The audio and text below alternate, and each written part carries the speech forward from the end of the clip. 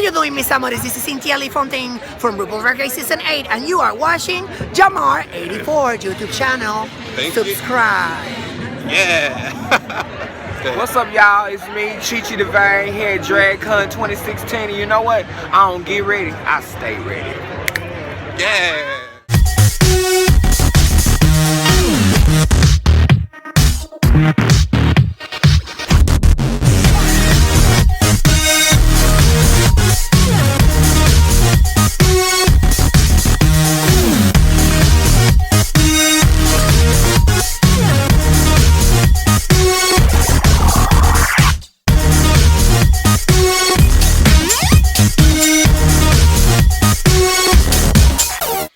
Hey, what's going on YouTube? This is your boy Jamar84 here once again, and I meant to make this,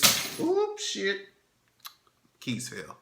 I meant to make this video, what's today? It's Sunday night, well early Monday morning at this point, and DragCon was last week. I meant to make this video like a good 3-4 days ago, but I have just been purely lazy and just been lazy basically.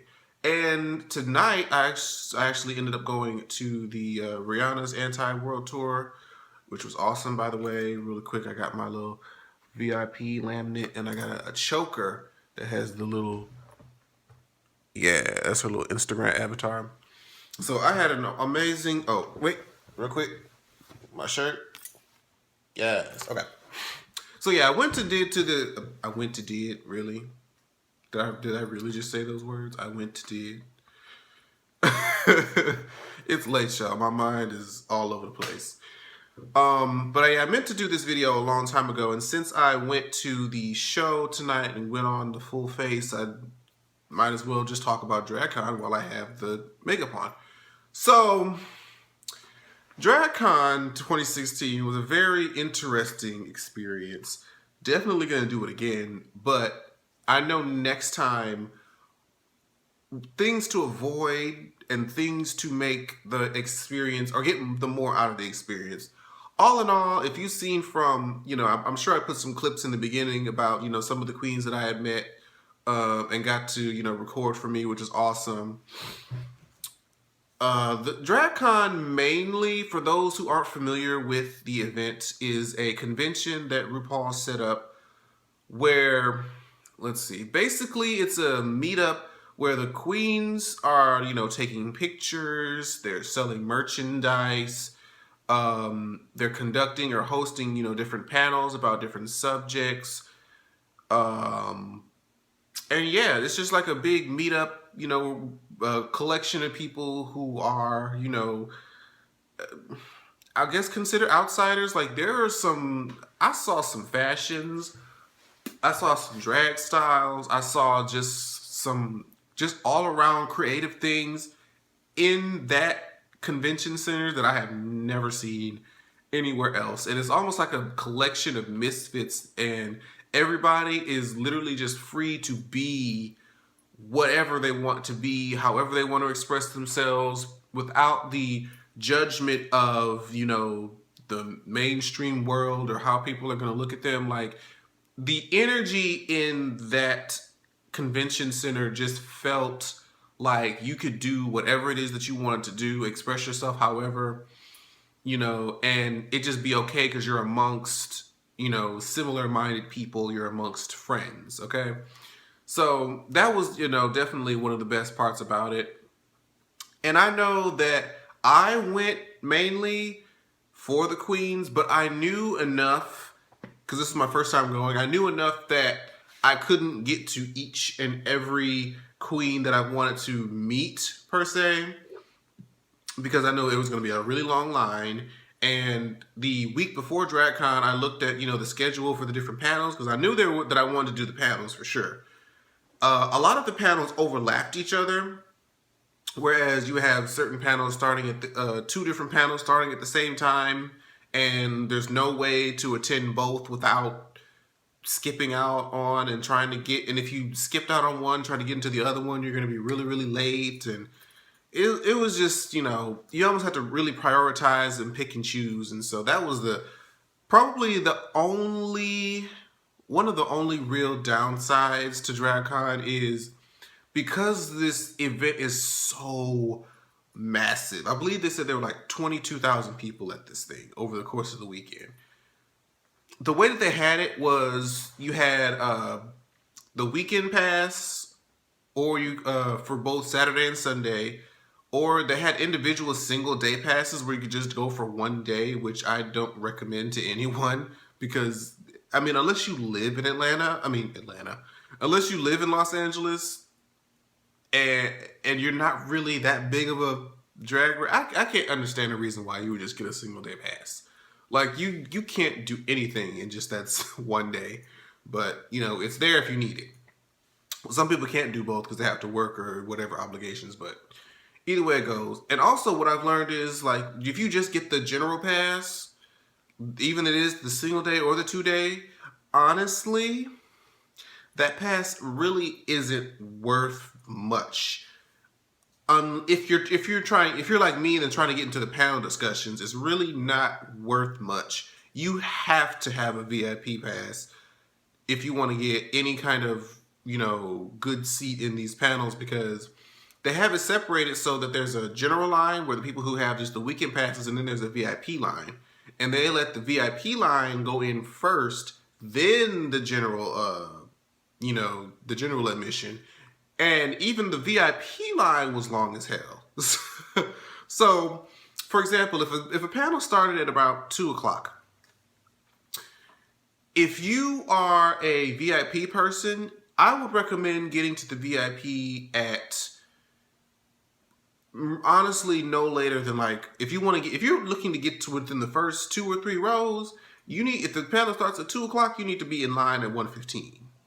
Because you have a lot of other people who are not really doing much. Like, this panel is like one of the most important things that they wanted to do today. They didn't really want to look around and do too much other stuff. They're already going to be waiting in line from an hour ahead. So if you want to, count them in, count just anybody else who might get in line before you, I would just suggest that you get in line really, really early, and that's with your VIP. And so when it gets to like 1:30 or about half or 30 minutes before the event starts, the line for VIP is really, really long, considering whatever the panel may be. And so you have to think about, if you're a general person, that means that the general line is already long as is. That's a given.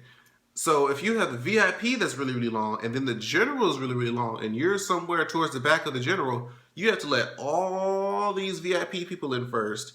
Then you have to let however many people that were in general in front of you after that, and that leaves you basically in the back, depending on how size of the thing works. So that's probably like the only real bad thing about how DragCon works, is that you cannot do everything. You can't. It is impossible to do everything that you would want to do or everything that's offered at DragCon. You really do have to look at the itinerary and really prioritize what it is that you want to gain from DragCon. Whether it be meeting the queens, buying some stuff because they had wigs, makeup.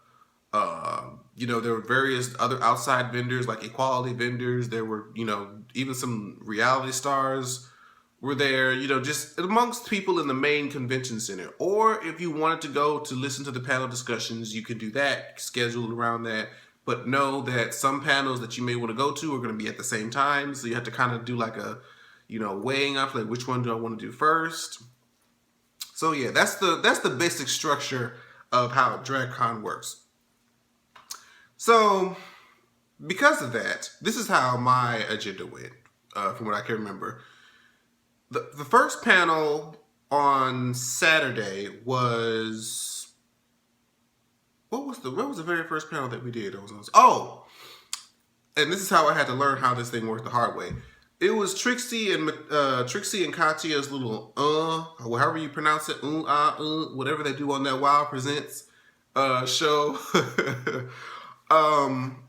It was started at 10 o'clock that morning, and I thought that I could walk in at 9:50-ish, maybe get a good seat. I was incorrect, because I was way in the fucking back, And I was just like, God damn, there was a lot of people. And I'm thinking that we are early. Like, it's bright and early. I'm just like, oh my God. But it was an awesome, it was a really good panel. I enjoyed it, but I just knew that I couldn't really get the full gist of it from way in the back, So that's what I knew. I was like, okay, I have to do what I got to do to get a closer seat. So after that panel, I went to the panel with Todd RuPaul. It was hosted by Todd RuPaul. You guys are familiar with his YouTube sensation channel that he has, and he just released a trailer for his summer tour, Straight Outta Oz, that I got a ticket to. So if y'all are fans of his, make sure y'all go check out that out on his website. But he was hosting a panel with Mrs. Kasha Davis and Tempest du Jour, which didn't have the biggest turnout. I guess just because they're not the most popular queens. There was still, a good number of people in there. But in comparison to some of the other ones that I went to, this was probably the smallest one. But yet, it was probably one of my particular favorites because it was based off, I think it was called like Losing is the New Success or Losing is the New Winning or something like that. And it just told you, they just talked about, different experiences of how they had to go through certain things just to kind of realize that you kind of find strength in losing. I remember Tempest was saying that, it took her to have a car accident to realize, I have to change things in my life. I have to make sure I'm here for my kids. She had to have a setback, basically, in order to realize how important that she needs her, how important it is that she, keeps up her health and things like that. So it was really like a motivational panel where you kind of learn how to deal with hardships that come in life. And I thought that was, really, really valuable information. And it's a shame that not a lot of people, tuned in for it. I guess they probably couldn't tell that that's what it was going to be, more so by the description of the panel. But either way it goes, it was still one of my favorites. And also, I'm not going to go in a particular order as for Saturday and Sunday. I'm just trying to remember each panel that I went to. I went to the Panthers on the Runway panel, which was Violet, Naomi Smalls, who else was on there? Miss J from Real Housewives of Atlanta. And they all were just talking about how they got to fashions, their different inspirations, where they see, fashion going when it comes to drag. And, if you're just if you're a fashionista or just interested in, that kind of things and how their opinions, you go to that. I went to the makeup one, which was, of course, something I would be interested to see. It was with Trinity K. Bonet, Miss Fame, and Kimchi. So that was awesome. And I'm telling y'all, Kimchi looks amazing in person. Oh my God. That face. Shit. I could only imagine. I could only wish to have... girl. And she's going to be coming to Houston next weekend, if I'm not mistaken. So I'm excited to see her then. But yeah, that was really fun. And I think my favorite panel, well, two of my favorite panels were the Dance Your Padded Ass Off, which was Kennedy Davenport, Chi-Chi DeVane, Coach D from the Lifetime show Bring It, Jamal Sims, and there's another choreographer. Another choreographer. I can't remember his first name, but his last name was Sims as well, and he's worked with like Missy Elliott, Michael Jackson, just various celebrities. So they were pretty much discussing how the different types of drag dance, or just how they got into dancing, period, and their backgrounds and where they are now, what they do with dance. And it was really, really good. I got a front row seat. And that was actually the clip that I put in the beginning. If you guys saw Kennedy dancing, she was sort of demonstrating how drag dance works and just the different basic moves that are a part of drag dance. And that was really, really fun because, it came with a show. And my other favorite panel was Reading for Filth, which was with Robbie Turner, Trixie Mattel, Darian Lake, and there was some others whom I can't... Mariah Balenciaga was there in that one. And it was just really, really good. It was really good. Oh, wait. I'm glad I remember this. My favorite, I don't think I'm gonna have time to put it in in this particular video, so I don't want this one to be too long. But there was a panel for Untucked where the season 8 queens came and, and they talked about just the different behind the scenes things of what goes on Drag Race. Even though, you know, they can't really say too much because, you know, people are trying to get sued. But it was just interesting how the camaraderie, if you guys have been watching my channel as we discuss, you know, the season as it's been airing, there's always been like that obvious camaraderie amongst the queens, and they reassured this in the panel as to where Cynthia had actually given a story where she was saying that, you know, a lot of people don't know much about Layla because Layla was only there for a short period, but Cynthia said that she was suffering, or she still is suffering from like a liver cancer, and not Cynthia, but Layla sent her flowers and, you know, checks up on her all the time. And so she says she's one of the nicest people that she's ever met, and everybody just had great things to say about one another, and they had a story and a background to it. So it was just really, really nice to see like a background, you know, a lot of things that people don't know about the show. People feel like, you know, when you're the way that it's edited together make people think they hate each other, when in reality they spend so much time together. And mind you, this was filmed a year ago, and so they probably have hashed out whatever the differences they may have had. You know, but yeah, DragCon was honestly it was just an awesome experience, especially if you're, you know, like me and you're not necessarily mainstream.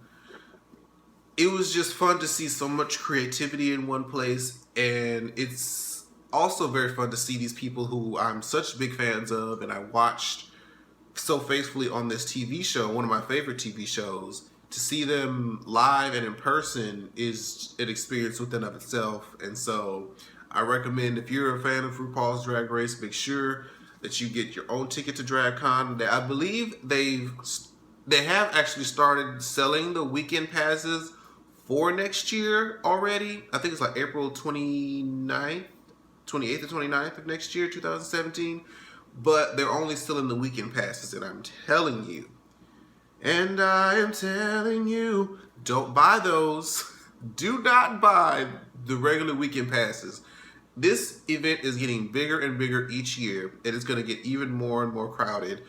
So you have to have a VIP pass just to have a chance at even if you're not going to the panels. Like, the VIPs get first access into the convention center before the general public. So it's just, I behoove you to get that VIP pass. And one thing, also, if you're not aware, RuPaul will not be at the convention in drag. Okay, he'll be having his, you know, workroom suit on. And even though I didn't get to see, well, I did get to lay eyeballs on RuPaul. It was literally for like a quick second. He had like a booth, because, you know, most of like the other queens have like their open, you know, booths or whatever, selling stuff and taking pictures. His was enclosed in like a curtain, I guess, whatever. But I remember walking by and I saw the curtain open, and he was just in there like dancing or whatever, and, you know, laughing to whomever. And I was just like, I actually saw RuPaul. Like, it just touched me a little bit, because, you know, that's my maroon. But I would always love to see her in drag. And next year, the plan is because apparently they do the finale taping of the current season, 2 days after the DragCon convention. So I didn't get to do it this year because I didn't know that. But now that I know the whole, you know, how this thing is supposed to go about, I'm going to plan for that next year. So I'm going to be at DragCon and the finale taping next year. So I'm really excited about that. But yeah, I don't want to make this video too long.